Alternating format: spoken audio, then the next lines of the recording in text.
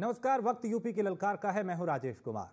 क्या उत्तर प्रदेश की सियासत में विपक्ष के गठजोड़ का नक्शा बदलने वाला है? यह सवाल इसलिए क्योंकि बीते कुछ दिनों से जिस तरह से समाजवादी पार्टी और बीएसपी के बीच तल्खी कम होती दिख रही है, वहीं कुछ मुद्दों पे सपा और कांग्रेस के बीच दूरी बढ़ती हुई दिखाई दे रही है। ये और बात है कि 2019 बीएसपी से गठबंधन को नुकसान ही हुआ। 2019 में जब समाजवादी पार्टी बीएसपी के साथ आई थी तो समाजवादी पार्टी को नुकसान हुआ था, बसपा को ज्यादा फायदा हो गया था। लेकिन यह भी सच है कि साल 2017 सपा और कांग्रेस का गठबंधन भी फेल रहा था। आरक्षण के मुद्दे पर सुर में सुर मिला रहे सपा और बसपा क्या यूपी की सियासत में बड़ा खेल करने वाले हैं? इस सवाल को समझने से पहले आपको एक रिपोर्ट दिखाते हैं।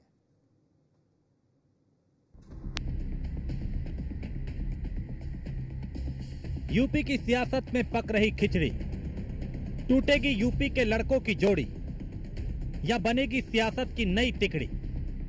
सपा पे बसपा की माया क्यों? बीते कुछ हफ्तों में यूपी की विपक्षी सियासत में बहुत कुछ नया हो रहा है।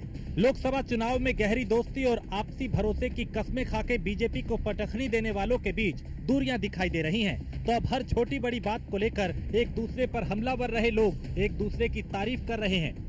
सवाल उठता है कि क्या ये सब कुछ महज इत्तेफाक है या फिर किसी नई सियासत की व्यूह रचना हो रही है, जिसमें फिलहाल सब कुछ अब तक भले ही इशारों में हो रहा हो, लेकिन बात उतनी भर ही नहीं जितनी बताने की कोशिश हो रही है। यहाँ सबसे पहले कांग्रेस और सपा के रिश्तों की नब्ज टटोलना जरूरी है। मुलायम सिंह यादव हमेशा से ही कांग्रेस सपा के गठबंधन के खिलाफ रहे। इसके बाद भी अखिलेश ने 2017 के विधानसभा चुनाव में कांग्रेस से गठबंधन किया। चुनावी नतीजे आए तो गठबंधन का प्रयोग जनता ने सिरे से खारिज कर दिया। वहीं 2019 में सपा ने 2.5 दशक की अदावत के बाद बसपा से हाथ मिलाया। नतीजा, बसपा 10 सीटें पा गई, सपा 5 पे अटक गई। 2022 में अखिलेश ने किसी बड़े दल के साथ हाथ नहीं मिलाया। यही वजह रही कि 2017 में 47 सीटों पे सिमटने वाली सपा 100 का आंकड़ा पार कर गई। बड़े दलों के साथ गठबंधन में अखिलेश को ज्यादा फायदा नहीं हुआ, सिवाय 2024 के लोकसभा चुनाव के। लेकिन यहाँ भी कांग्रेस को जो कामयाबी मिली उसमें सपा का रोल सबसे ज्यादा था। ऐसे में एक जीत के बाद कांग्रेस ने उपचुनाव में सीटों को लेकर जो डिमांड रखी है उससे अखिलेश यादव सतर्क हो चुके हैं, क्योंकि ये बताने की जरूरत नहीं है कि हर क्षेत्रीय पार्टी का उभार ही कांग्रेस के विरोध के चलते हुआ। ऐसे में यूपी में अगर कांग्रेस मजबूत होगी तो नुकसान बीजेपी को नहीं बल्कि क्षेत्रीय पार्टियों को ही होगा। ये बात सपा नेताओं के बयानों से भी साफ हो रही है, जो अभी से हरियाणा और महाराष्ट्र में सीटों पर दावेदारी शुरू कर चुके हैं। बार उपचुनाव में 10 की 10 सीटें समाजवादी पार्टी इंडिया गठबंधन की जनता जिताने का काम करेगी। लोकसभा चुनाव से पहले मध्य प्रदेश विधानसभा चुनाव में भी सपा कांग्रेस के बीच तनातनी सरेआम दिखी थी, जब सपा ने करीब 40 सीटों पर प्रत्याशी उतार दिए थे। ऐसे में यूपी में इंडिया अलायंस के भविष्य की कमान अखिलेश यादव के ही हाथों में है। लिहाजा कांग्रेस की प्रेशर पॉलिटिक्स का जवाब भी अखिलेश ने उसी अंदाज में दिया। अखिलेश ने मायावती के भारत बंद को पूरा समर्थन दिया। इतना ही नहीं, एक टीवी डिबेट में बीजेपी विधायक ने मायावती को भ्रष्ट कहा। इस पर अखिलेश यादव भड़क गए और पोस्ट किया। अखिलेश ने लिखा, भाजपाइयों के मन में महिलाओं के प्रति कटुता भरी है। राजनीति में मतभेद अपनी जगह होते हैं, लेकिन किसी को भी महिला का मान सम्मान खंडित करने का अधिकार नहीं। उन्हें भ्रष्टतम सीएम कहना शर्मनाक है। भतीजे का ऐसा भरपूर समर्थन मिला तो भुआ भी गदगद हो गई, क्योंकि महज पखवाड़े के भीतर ये तीसरा मौका था जब भुआ भतीजे ने एक दूसरे के सुर में सुर मिलाया हो। अखिलेश ने पोस्ट किया तो मायावती का भी जवाब आया। मायावती ने भी पोस्ट कर लिखा, सपा मुखिया ने मथुरा जिले के एक भाजपा विधायक को उनके गलत आरोपों का जवाब देके बीएसपी प्रमुख के ईमानदार होने के बारे में सच्चाई को माना, उसके लिए पार्टी आभारी है। मायावती ने आगे अपने पोस्ट में बीजेपी पे हमला भी बोला। दोनों तरफ से हुए पोस्ट के बाद बीजेपी ने इसे दोनों पार्टियों की मिलीभगत करार दिया। समाजवादी पार्टी और बहुजन समाज पार्टी, इनके खाने के दांत और हैं, दिखाने के दांत और हैं। ये दोनों वही राजनीतिक दल हैं जिन्हें अवसर मिलने पर दलितों के साथ अन्याय की पराकाष्ठा करते हैं। Samajwadi party reservation in promotion को समाप्त करके दलितों की पीठ में छुरा भोग चुकी है। वही बहुजन समाज पार्टी सत्ता में आने पर एसटी एक्ट को डाइल्यूट करके उत्तर प्रदेश के दलितों का नुकसान कर चुकी है। इनके हाथी के दांत जो खाने के और हैं, दिखाने के और। सियासी हमले अपनी जगह, लेकिन ये दो पोस्ट यूपी की सियासत का इशारा देने के लिए काफी है, क्योंकि ये वही अखिलेश यादव हैं जो लोकसभा चुनाव के दौरान मायावती का नाम लेकर उन्हें बीजेपी की बी टीम बताते थे, और ये वही मायावती हैं जो अखिलेश यादव को दलितों का सबसे बड़ा विरोधी बताती थी। फिर अचानक ये सवाल उठ रहा है कि क्या अखिलेश यादव कांग्रेस से पीछा छुड़ाने की जमीन तैयार कर रहे हैं, और क्या कांग्रेस की बढ़ती महत्वाकांक्षा ने अखिलेश को विकल्प देखने को मजबूर कर दिया है। Bureau report, news one India. और हमारे साथ ऋचा राजपूत हैं जो कि प्रवक्ता है भारतीय जनता पार्टी की, पूजा मिश्रा हैं जो कि प्रवक्ता है समाजवादी पार्टी के। आप दोनों का बहुत स्वागत है। शुरुआत पूजा जी आपसे। उत्तर प्रदेश के इस गठबंधन में अंदर खाने में क्या कुछ नया पक रहा है? क्या कोई खिचड़ी पक रही है? क्या अखिलेश यादव मायावती के पक्ष में खड़े हो गए, उनका समर्थन कर रहे हैं, मायावती उनका आभार व्यक्त कर रही हैं, कांग्रेस से दूरियां लगातार बन रही हैं, उपचुनाव में सीटों का बंटवारा हो नहीं पा रहा, तो क्या कुछ नया पक रहा है क्या? राजेश जी आपको नमस्कार, और भाजपा के प्रवक्ता को भी मेरा नमस्कार जी। कुछ नया तो नहीं पक रहा है राजेश जी, और मीडिया वालों को क्या कहा जाए, वो नया कुछ पका ही लेते हैं जैसे उनको कुछ मिलता है। तो अभी तो देखा जाए तो जो मीडिया पका रही है कुछ नया, समाजवादी पार्टी। और अगर आप देखेंगे राष्ट्रीय अध्यक्ष जी का जो ट्वीट आया था, वो आया था एक महिला के अगेंस्ट में बोल रहे हैं। पूजा जी मीडिया क्या करे जब पानी पी पी के एक दूसरे को कोसने वाले जब एक दूसरे का मान सम्मान करने लगे, तो ये बहुत बड़ी खबर बन जाती है हम लोगों के लिए, और फिर कई तरह के कयास लगाए जाते हैं। अपमान नहीं किया हमने महिला का अपमान नहीं किया। अगर जो है गलत नीतियां रही हैं तो गलत नीतियों का हम जो है विरोध करेंगे।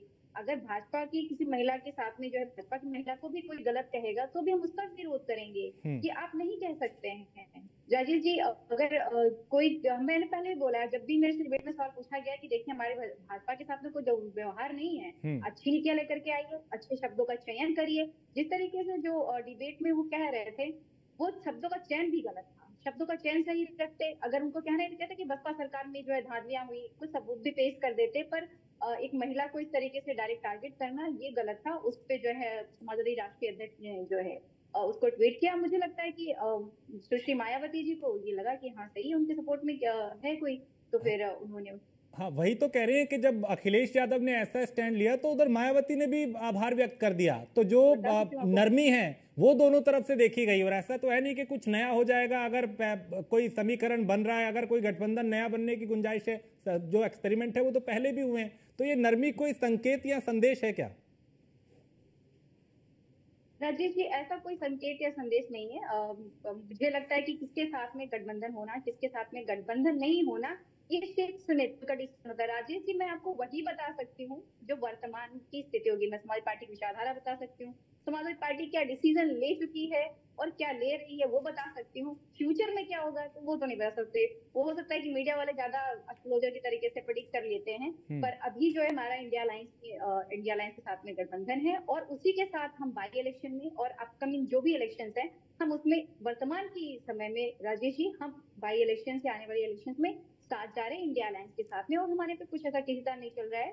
सीटों का जो डिवीजन होगा वो जो है स्टेट नेतृत्व डिसाइड करेंगे, बैठक हो जाएगा। लेकिन देखिए आज चूंकि आप कह रही हैं कि भाई महिला का अपमान नहीं किया हमने, महिला सम्मान जाग गया, और ठीक बात है महिलाओं का सम्मान करना भी चाहिए और होना भी चाहिए, और चाहे वो राजनीतिक पार्टी कोई भी हो, कोई व्यक्ति विशेष हो। लेकिन बड़ी बात यह कि उन्हीं महिला के लिए यानी उन्हीं मायावती के लिए ये भी कहा जाता था कि वो बीजेपी की बी टीम है, तो जब तब भी तो मतलब उनको टारगेट पे लिया जाता था। अब राजनीति है तो उसमें तरह तरह के आरोप लगते हैं। देखिए जब वो 2024 के चुनाव में अगर अभी भी बीजेपी की जो है एजेंडा को लेकर के आगे बढ़ेंगी तो हम बिल्कुल कहेंगे। अभी आरक्षण के साथ में जिस तरीके से भाजपा ने 69,000 में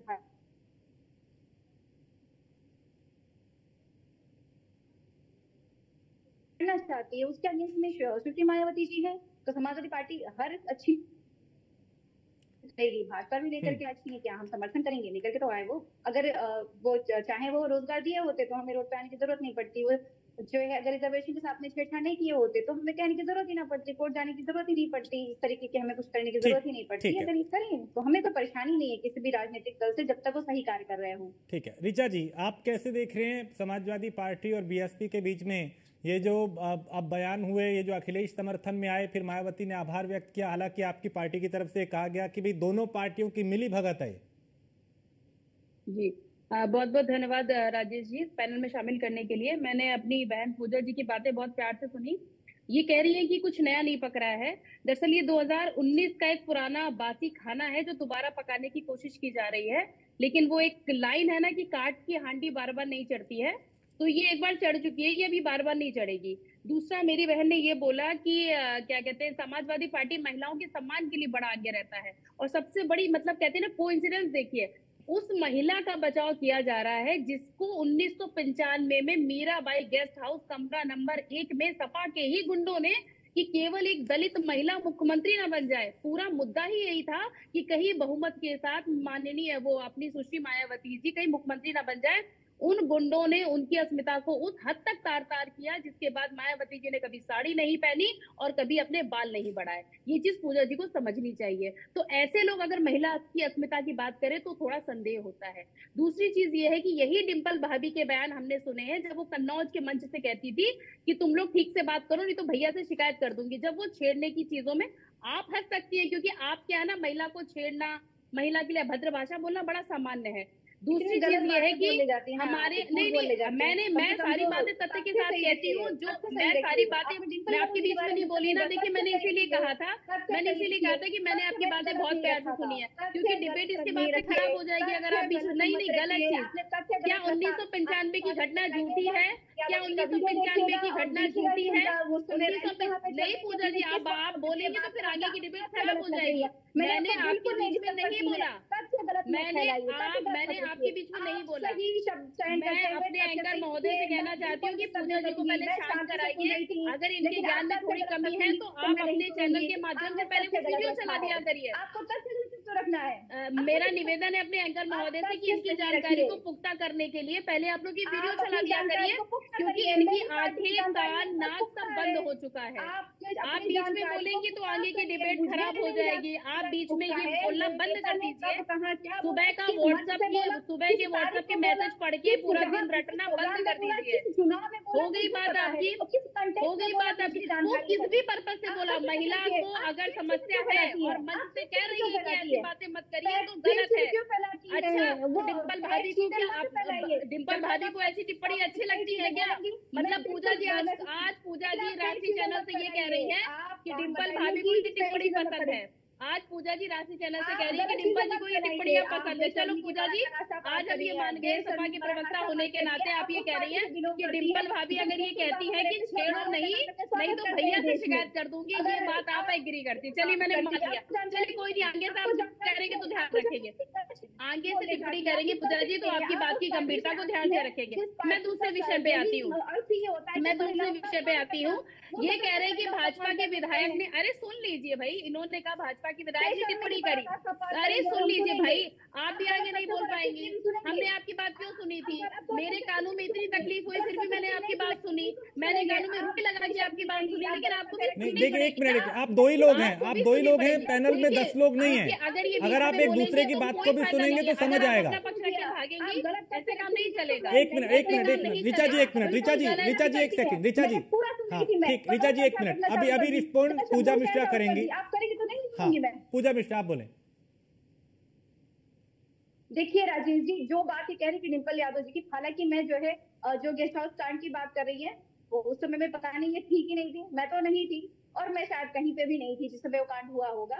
हालांकि आप नहीं थे, लेकिन इतिहास था, वो तारीखें और वो घटनाक्रम है। 95 में आप पैदा हो गई होगी, परेशान मत होइए, आप इतनी छोटी नहीं है। आपको परेशान, हाँ बिल्कुल 2000 की पैदाइश नहीं है आपकी, बिल्कुल बिल्कुल हम सब एक ही उम्र के हैं, परेशान मत होइए। हाँ बिल्कुल हम लोग उसी उम्र के हैं, ज्ञानी इंसान है, बिल्कुल बपरा कास्ट है। नहीं, आप अगर नहीं बोलने देंगे सौरभ जी तो ये आप मान के रखिए कि इनकी बेहुदा बात सुनने के लिए मैं यहाँ नहीं बैठी हूँ। मैं भी कानों में रुई लगाऊंगी, उनकी बात सुनूंगी। ये अपना ज्ञान नहीं, आप अपना ज्ञान दे के नहीं जा सकती। आपका ज्ञान पब्लिक ने बहुत ही 8500 रुपये महीना खटाखट। अभी पूजा जी भी आज अपनी खटाखट करेंगे तो नहीं सुना जाएगा ना, गलत चीज है। नहीं, आप क्या बात करती है? आप बताइए ना। आपके माननीय अखिलेश जी रोज पानी पी पी के पिछड़े समाज के उप मुख्यमंत्री को रोज गाली देते हैं। हम लोगों ने कभी, हम लोगों को तकलीफ नहीं होती क्या? मैं पिछड़े समाज से आती हूँ, क्या सोच के आपके अखिलेश यादव जी एक पिछड़े समाज के उप मुख्यमंत्री को गाली देते हैं? उन्हें तकलीफ होती है कि ये पिछड़े समाज का उप मुख्यमंत्री इतना कद्दावर नेता क्यों है और उनकी इतना बड़ा वोट बैंक क्यों है? समस्या आपको इससे होती है। आप बोलती रहेंगी ना, मैं आपको बोलने दूंगी। महिला सम्मान कर रहे हैं, बलात्कारियों के सम्मान में समाजवादी पार्टी मैदान में। आप ये मान के चलिए, जहाँ पर महिला को छेड़खानी की बात आएगी, क्या कार्यकर्ता ऐसे बिल मिलाने लगते हैं? जैसे पूजा जी कर रही है ना, पूजा जी हम गंभीरता समझते हैं। अच्छा करिए छेड़खानी, अच्छा करिए छेड़खानी, ठीक मान लिया, चलिए करिए छेड़खानी, कोई समस्या नहीं है, करिए, चलिए मैंने मान लिया। दूसरी चीज कह रहे हैं कि भाजपा के विधायक ने, भाजपा के एक सम्मानीय विधायक की भाषा बड़ी गलत थी। तो देखिए, भाषा की तो आप क्या बात कर रहे हैं? उन्होंने ये बोला कि अगर 35 लाख रुपए की 1000 रुपयों की माला कौन पहना करता था? बताइए। मैं पूजा जी पहनती थी क्या? किसी भी आज तक इतिहास के मुख्यमंत्री को बताइए जिसने 35 लाख रुपए की 1000 नोट की माला पहनी हो, वो भी थाईलैंड से वो आई हो। थाईलैंड से उसका क्या हुआ था? डेकोरेट होके आई थी।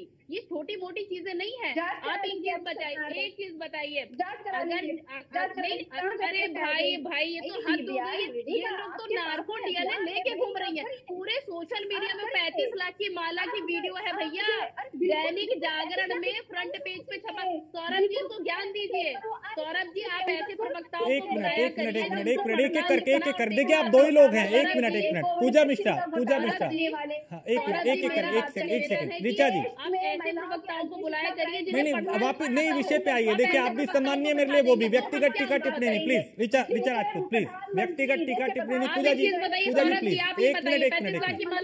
एक मिनट नहीं अभी मूल विषय पे आइए। ये क्या उत्तर प्रदेश में कुछ नया जो होने जा रहा है, आप लोगों की इसलिए बेचैनी बढ़ गई है कि कहीं उनकी नजदीकियां अगर मायावती और अखिलेश यादव फिर साथ आ गए तो इस बार, चूंकि 24 में तो एक बड़ी चुनौती बने आपके लिए, अगर ये नया समीकरण फिर से आ गया सामने, जो 19 में आया था अखिलेश को उतना फायदा नहीं हुआ लेकिन बहन जी को जरूर हुआ था, तो क्या और चुनौतियां बढ़ सकती हैं क्या अगर ये तीनों एक साथ रहे तो?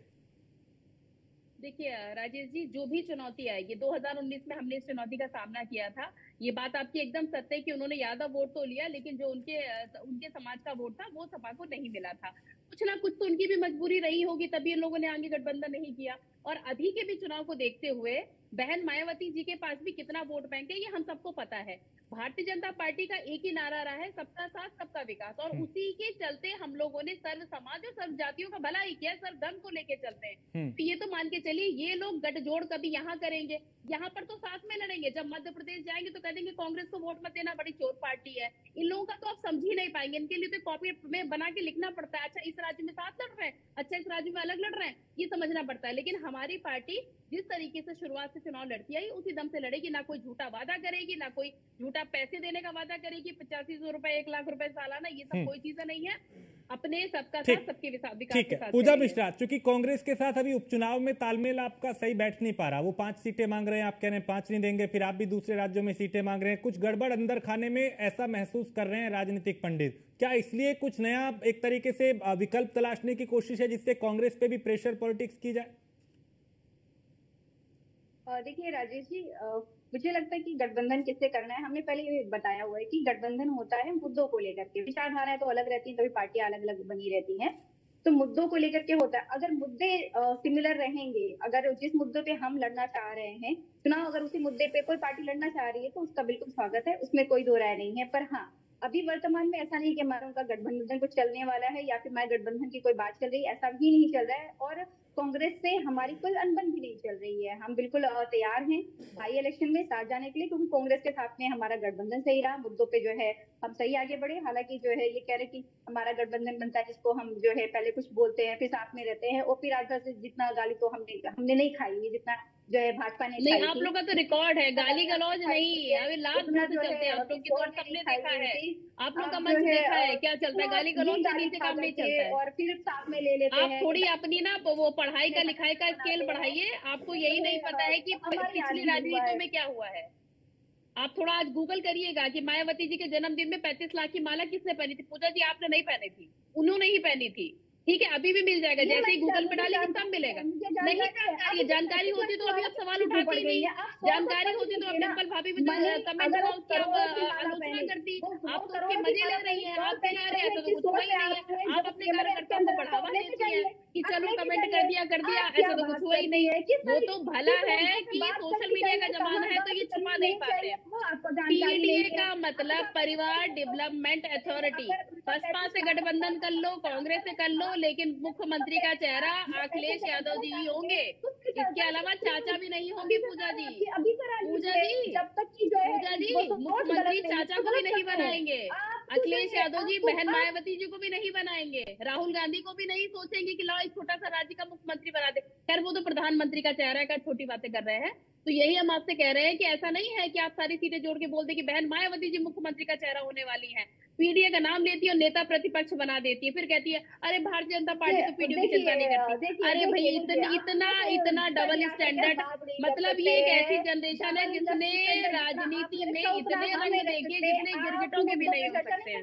मुद्दों पे करेंगे आप कितना भी। अरे 8500 का कौन सा मुद्दा है भाई? मुद्दों पे करेंगे 8500 का कौन सा मुद्दा है? किसी 12 साल की नाबालिग बच्ची का बलात्कार और डीएनए नार्को टेस्ट कौन सा मुद्दा है? इस पे चर्चा करेंगे। किसी के अवैध संपत्ति पे, किसी की सरकारी जमीन के कब्जे पे बुलडोजर चलेगा तो उस पे चर्चा करेंगी क्या? किस पे चर्चा करेंगी बताइए ना। आप लोग छाती पीटने लगती है कि हाय बुलडोजर चल गया, सरकारी जमीन पे कब्जा करेंगी, बुलडोजर चलेगा तो रोएंगे क्या? सब कुछ होता रहेगा, एकदम डीजल फुल रहेगा, बुलडोजर चलता रहेगा। आप लोग अपनी जातिवाद, अवसरवाद, धार्मिक तुष्टीकरण की राजनीति करते रहिए। पूजा जी काट की हांडी बार बार नहीं चढ़ती है, थोड़ा जमीन पे उतरिए और ये बेहुदे मुद्दों को मुद्दा मत बताया करिए। आप जैसे आज सुनिए आज जैसे आप डिबेट पे बैठ के बात कर रही है तो हम आपको सभा का कहना मानते हैं। इसी तरीके से भारतीय जनता पार्टी के माननीय विधायक ने जो भी बोला वो अपने विपक्ष को लेके बोला है। समस्या का समाधान कर पा रहे हैं। अरे आप पहले थोड़ा सा अखबार पढ़ना शुरू करिए। पूजा जी आप पुरानी चीजें आपके दिमाग से पुरानी चीजें कंट्रोल डिलीट हो चुकी है। पुरानी चीज आप रहिए भूतकाल में। अरे हम नहीं भूलते वो 45 लाख रुपए की माला। हम नहीं भूलते कि सरकारी कर्मचारियों की तनख्वाह से चंदा के नाम से जन्मदिन में पैसे काटे जाते थे। समाजवादी पार्टी वर्तमान की बात करती है। देखिए पूजा जी समस्या क्या है ना, आपके यहाँ के कार्यकर्ता अच्छा एक बात बताइए पूजा जी। ठीक है, एक बात बताइए, ठीक है, पूजा जी एक बात बताइए। जिस गाड़ी में लेकिन बड़ी बात है। नहीं वापस नहीं, व्यक्ति रखने प्लीज, वापस मुद्दे पे नहीं। मुद्दा ये था कि क्या ये समीकरण बदलने वाला है, क्या गठबंधन में कुछ नया होने वाला है, क्या यूपी की राजनीति पे क्या हो रहा है। लेकिन चूंकि थोड़ा पेपर पढ़िए पुराने वाले उठा के 2012 ठीक है, आप दोनों का बहुत शुक्रिया इस चर्चा में शामिल होने के लिए। वक्त इतना ही था। लेकिन बड़ी बात यह कि उत्तर प्रदेश की सियासत में ये जो अब नया समीकरण बनने के संकेत मिल रहे हैं उसके क्या मायने हैं। अखिलेश यादव की मायावती के प्रति नरमी और मायावती का अखिलेश के प्रति ये नर्म रुख क्या किसी नए गठबंधन को जन्म देगा या दोबारा कोई एक्सपेरिमेंट होगा जैसा कि 19 में हुआ था। क्या कांग्रेस से दूरियां इसकी एक वजह हो सकती है कांग्रेस पे, या फिर ये प्रेशर बनाने की एक ये भी राजनीतिक स्टंट हो सकता है। क्योंकि राजनीति है, यहां ना तो कोई हमेशा के लिए दुश्मन होता है और ना ही कोई हमेशा के लिए दोस्त होता है। तो क्या उत्तर प्रदेश के भीतर खाने में सियासी तौर पे कोई खिचड़ी पक रही है? इस सवाल के साथ आपको छोड़े जाते हैं। छोटे से ब्रेक के लिए रुकेंगे, ब्रेक के उस पार आपको कुछ और खबरें दिखाएंगे।